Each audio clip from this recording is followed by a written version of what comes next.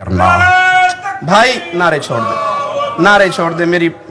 پیارے بھائی، اللہ آپ پہ رحمت فرمائے، تھوڑی سی گفتگو کرنے کا موقع دیجئے۔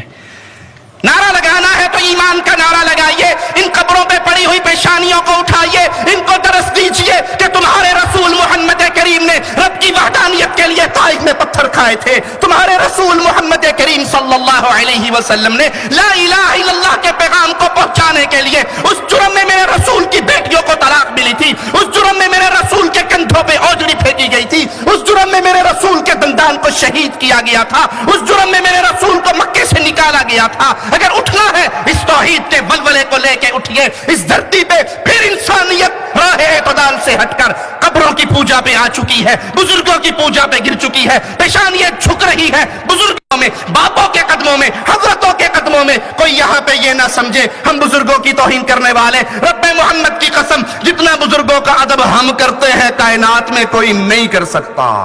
کیوں؟ ہم اہل الحدیث ہیں، ہم منہج اہل الحدیث کے وارث ہیں، ہم مصطفیٰ کے ماننے والے ہیں صلی اللہ علیہ وسلم، اور راہ اعتدال ہمیں محمد کریم کے فرامین سے ملی ہے۔ سب کا ادب کرو، سب کا احترام کرو، بڑوں کا احترام کرو، بچوں کا احترام کرو، عورتوں کا احترام کرو، مسافروں کا احترام کرو، ارے پرندوں کا احترام کرو، لیکن اگر گردن جھکے گی تو انسانیت کے رب کے سامنے جھکے گی۔